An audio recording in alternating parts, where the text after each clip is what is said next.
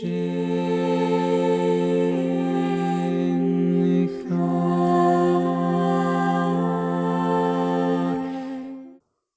noite, pessoal. Prazer revê-los. Nosso tempo é curto.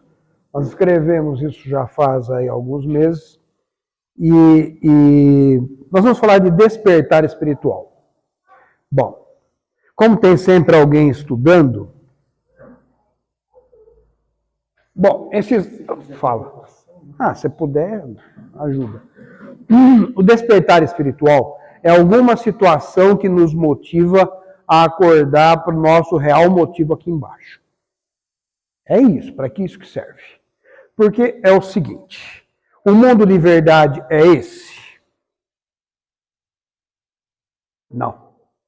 O mundo de verdade é o outro. Quem disse isso? Jesus. Meu reino não é desse mundo, é do outro. Então o que nós viemos fazer aqui? Não é uma pergunta boa? O que eu vim fazer aqui se o mundo certo é o de lá?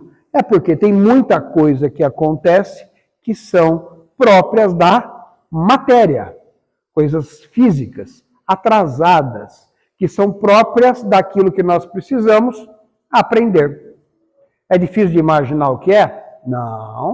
Não precisa nem se esforçar demais.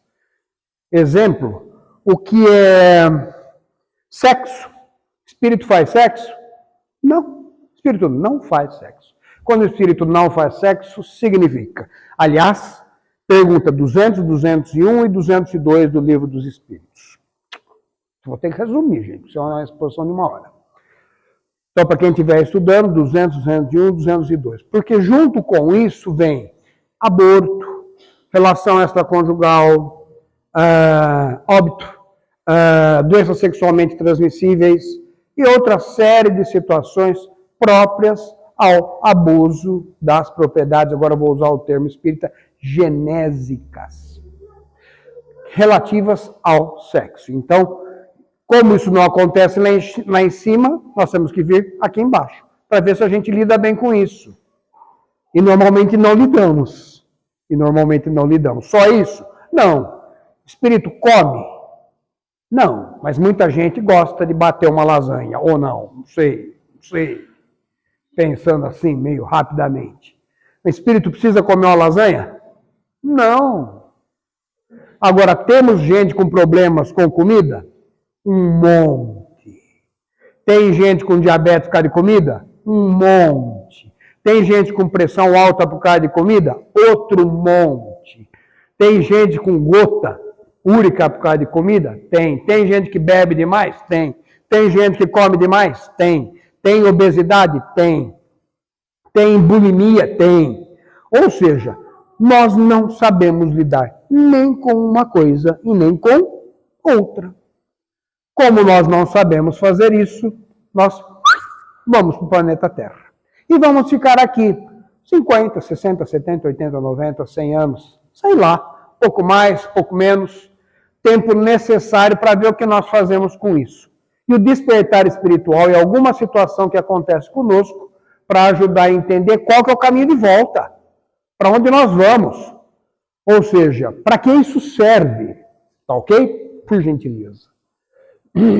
Fontes de pesquisa. Importante porque sempre tem alguém a estudar. Por gentileza, Martins. Revista de Estudos Psicológicos, da 1860 a 1869, vocês podem aproveitar, menos o 1866, que tem quase nada. Ajudar todas ajudam, eu estou colocando aquela que tem mais, para quem estiver estudando, né, gente? Então isso é importante, a Gênese no 22 e no 23, e o Livro dos Espíritos, principalmente na segunda parte. Falar um pouco de literatura, fala rapidamente, vai. O Livro dos Espíritos é dividido em 4 partes. Nem fiz um slide sobre isso. Primeira parte, não precisa guardar isso, não é necessário nem decorar, porque foi feito por um pedagogo genial. Então a sequência é muito lógica, muito inteligente, muito bem colocada. Então, na verdade, a primeira parte do Livro dos Espíritos fala sobre o quê? Sobre a criação de tudo, do universo, dos mundos. Então vocês vão ver falar de fluidos, vão ver falar de propriedades, vão ver falar de substâncias químicas, vão ver falar de uma série de circunstâncias que são bem difíceis de serem estudadas pela maioria de nós. A segunda parte do livro dos Espíritos fala do mundo de verdade. É esse aqui? Nós já falamos. Então fala do mundo espiritual e as suas relações. Terceira parte do livro dos Espíritos. Essa é a constituição para os advogados que vale dos dois planos. Vale do lado terreno e do lado divino, porque ela é a mesma. Só guardam diferenças em relação a nossas propriedades encarnatórias, de carne e osso. Afora isso, elas são as mesmas. Tanto que é um capítulo inteiro de 10 leis morais, algumas edições trazem 12, em relação às nossas leis que nós devemos seguir em relação à parte moral e à nossa parte cultural, em relação ao nosso comportamento. E a última parte relativa a uma intersecção entre ambas, que acontece quando nós misturamos tudo isso. Por gentileza, Marcos. Bom, o que é o despertar? Vamos andar, já falei para vocês. Gente, esse slide nem espírita é. Não tem nada a ver com isso, inclusive. A sensação de vazio, questionamento sobre o propósito da vida, aumento da empatia, compaixão, mudança na percepção do tempo. Alguma coisa acontece na nossa vida que vai nos levar a pensar isso. O que eu estou fazendo aqui? Peraí, eu estou perdendo emprego. Peraí, tem doença, está tendo guerra, está tendo um monte de gente que não está nem aí comigo. Esse mundo aqui é péssimo. Falei alguma mentira? Pois é. Mas o primeiro raciocínio é esse. É um raciocínio muito simples. E quando a pessoa pensa desse jeito, sem o alicerce espiritual, seja ele qual for, não precisa nem ser espírita, vamos lá, vamos fazer as vozes da verdade, né? Segundo Chico Xavier, também atrelar-se a esse aspecto, por gentileza, Marcos. Então, as causas do despertar espiritual, considerando as nossas dificuldades, será que elas vão vir com carinho, no amor, ou será que vão vir na dor, no sofrimento, na dificuldade, na sofrência? Será que se estiver milionário, passeando no iate, tomando sol e alguém servindo um suco de laranja, vai dar vontade de lembrar em espiritismo, em Deus? Acho que nem todo mundo. Para ser bem parcimonioso, por favor. Então, olha, as causas: perda de emprego, perspectiva, perda de entes queridos, domina de longe todos esses 4 índices. Doença, vício, fumo, dependência química, ambiente nocivo, família. Não, família não tem briga. Será? Será? Tem, né? Tem, não tem pouco, não. Resumidamente, todas essas circunstâncias, elas causam algum nível de sofrimento. E é no sofrimento que a imensa maioria de nós vai acordar. Peraí, eu não quero viver desse jeito, não. Não, isso está muito ruim, deixa eu dar uma ajustada nisso. Vamos ver o que é possível, por gentileza, Marcos. Esse é outro slide que não é espírita. Eu tive uma paciente que um dia foi fazer iria fazer uma cirurgia de mama, e fui examinar a mama dela, e a hora que eu pus a mão assim, tinha uma massa grande. Falei para ela: minha senhora, a senhora precisa procurar um oncologista, nós vamos pôr uma agulha aí e fazer uns exames. Ela ficou brava, foi embora, não voltou mais. Voltou uns 8 meses depois. Mudou de cidade, foi operar, e ela falou assim: eu estou voltando para dizer para o senhor que naquele dia eu fiquei tão brava com aquilo, que eu voltei na minha casa e eu quebrei tudo. Mulher, que é isso? Tudo. Fui quebrando tudo, parecia uma louca. Mas por quê? Porque eu não queria aceitar aquilo. É a primeira fase, lá em cima, ira. Quando acontece alguma coisa conosco que nos desagrada, que nos deixa triste, que vai contra a tua vontade. Então você fica bravo. Fica bravo.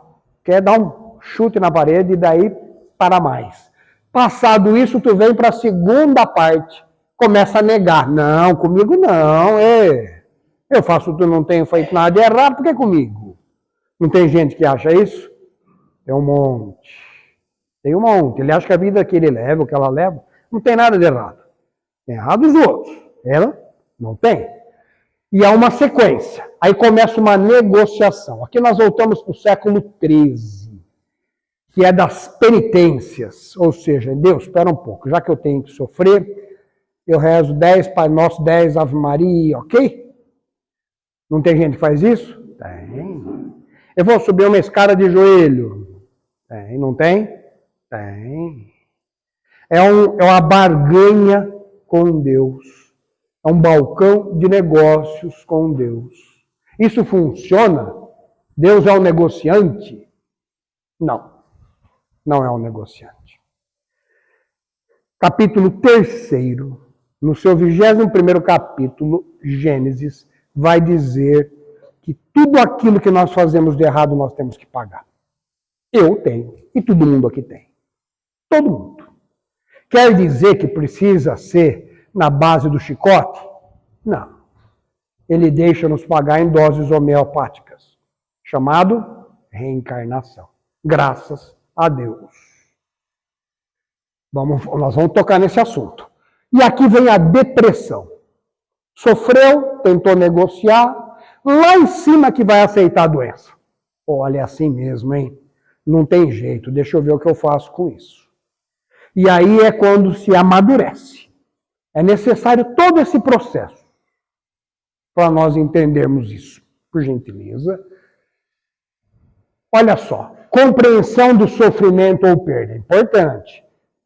Práticas espirituais, meditação, yoga. Vocês veem que eu estou colocando coisas aqui que não são espíritas.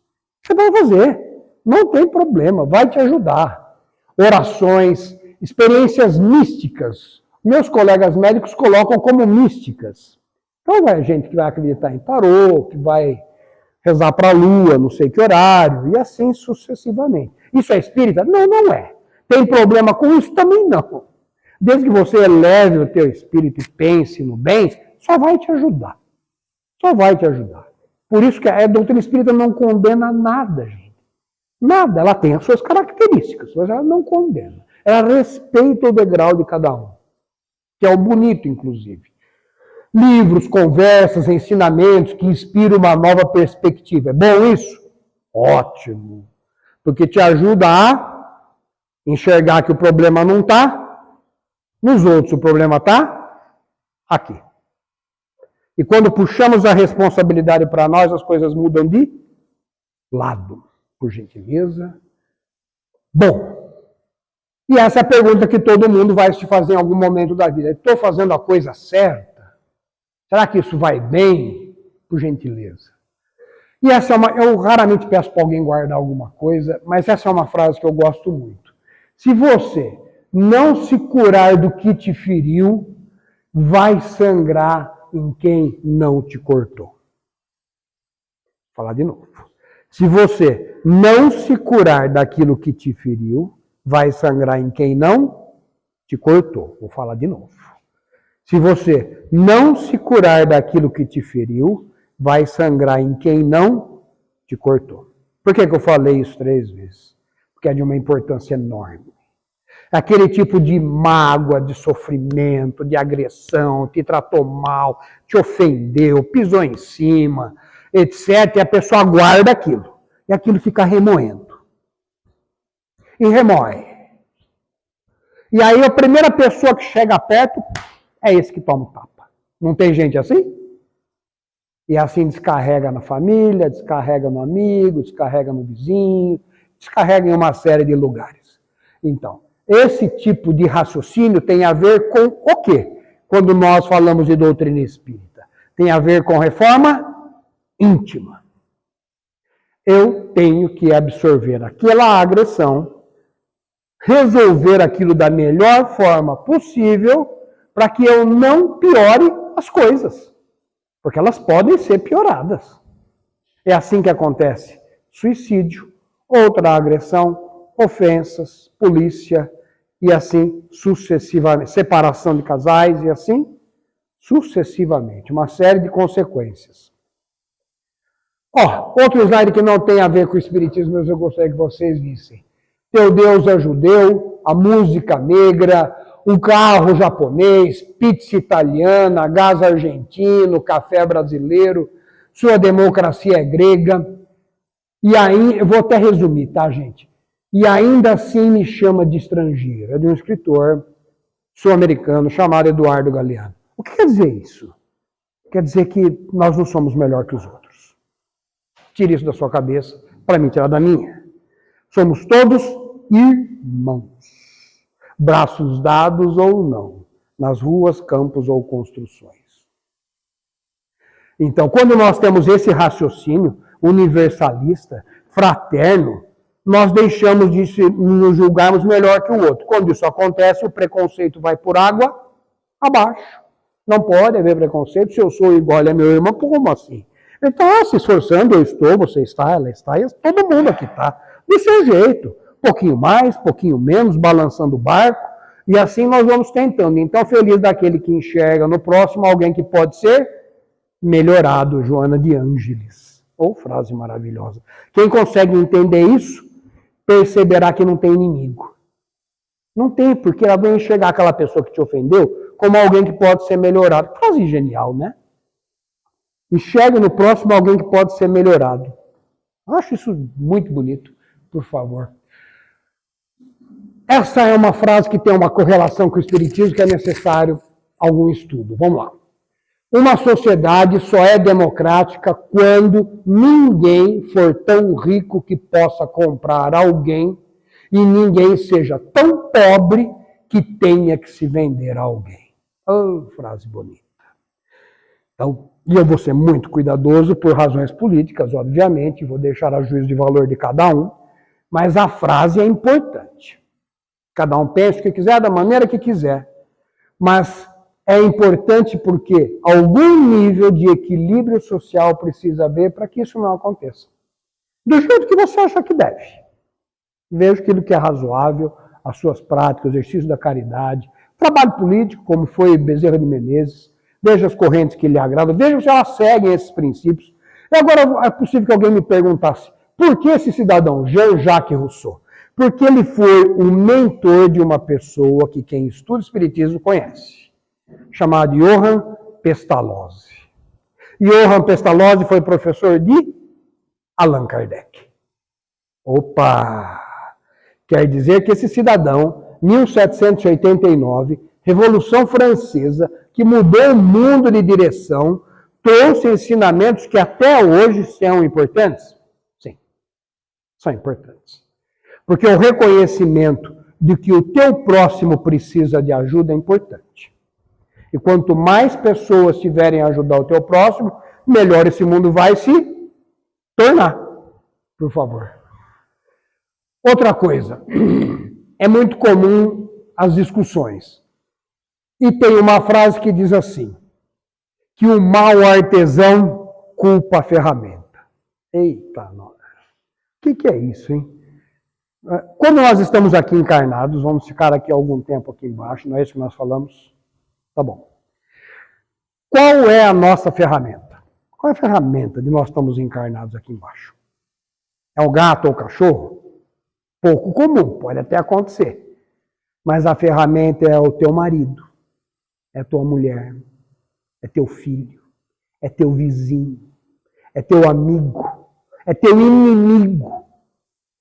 Todas essas pessoas são suas ferramentas.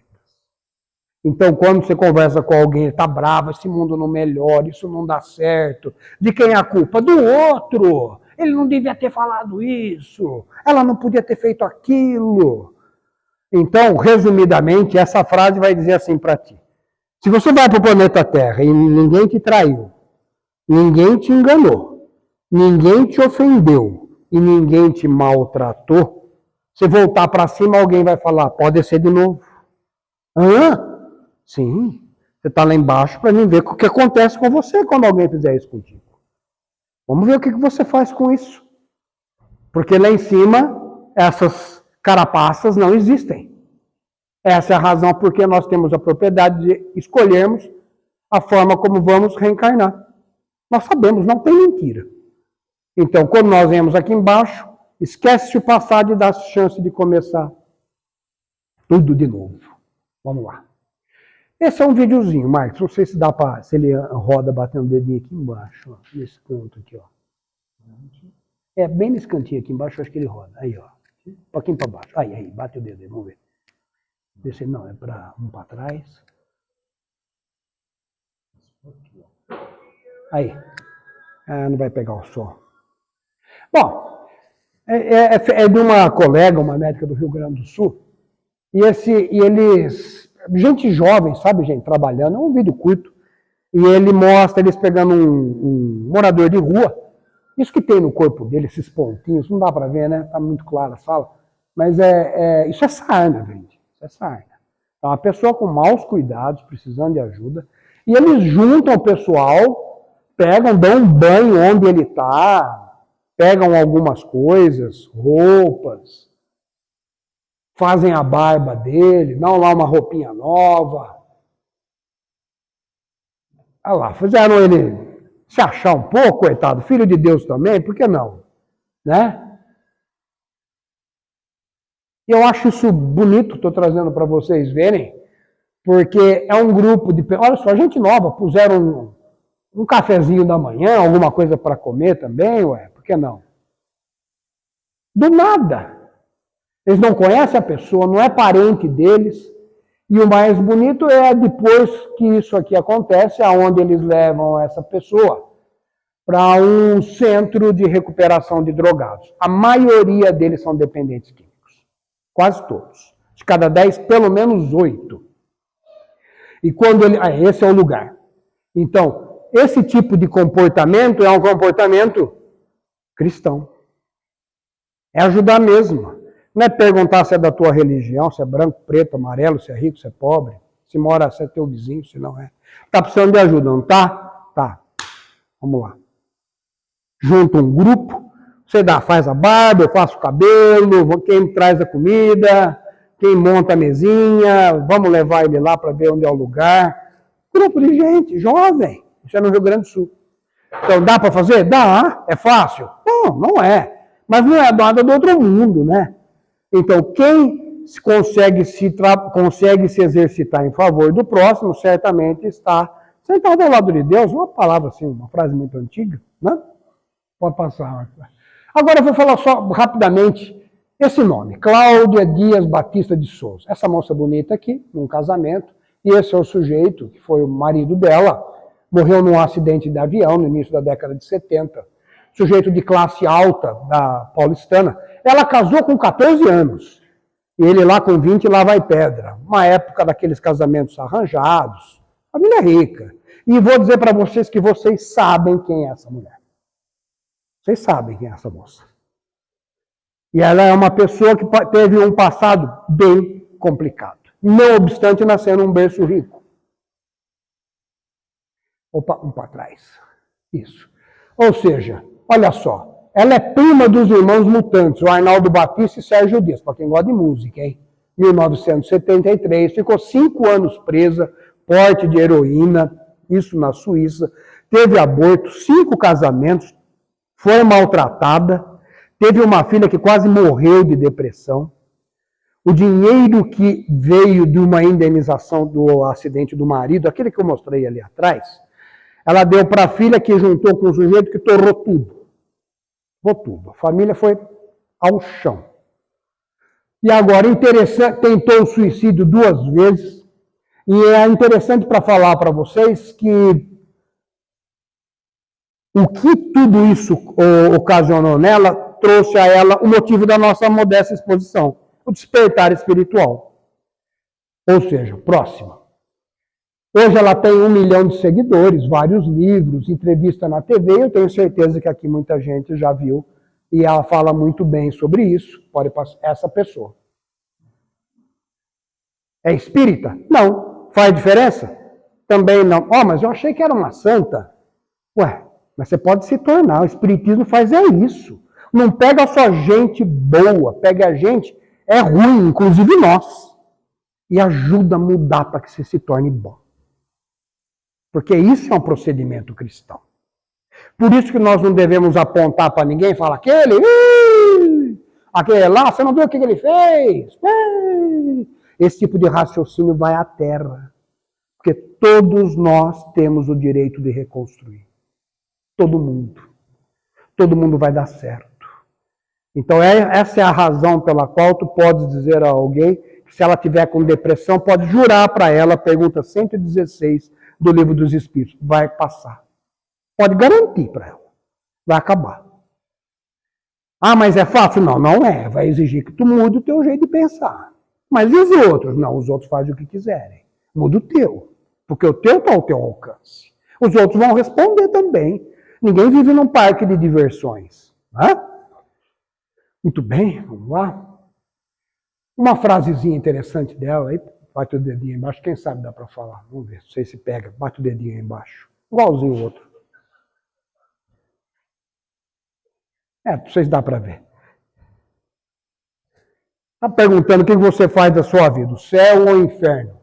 Enquanto um dos seus pés está na terra, o outro pé está voltando para o céu. É uma maneira muito inteligente de dizer para aquela pessoa que é orgulhosa, que acha que tem mais dinheiro, que é mais bonita, que é não sei o quê, que ela, daqui a alguns anos, está indo embora daqui. E nós um dia estamos indo embora daqui. Isso é motivo, então, para dizer, pô, eu, hein? Você sabe o que ele está falando? Bobagem. Bobagem, pare com isso. Seja humilde, simples, ajuda o teu próximo, porque no instantinho tu está indo pro lado de lá. Aí é a hora de pagar a conta. Essa é a hora de sentar e responder para alguém que vai te perguntar, e o que tu fizeste lá embaixo? Como é que foi, hein? Fácil, difícil, complicado, não? Todos nós um dia vamos sentar no banquinho. Do ponto de vista espírita, é óbvio que não é assim que acontece. Mas não é um objeto nosso falar sobre isso.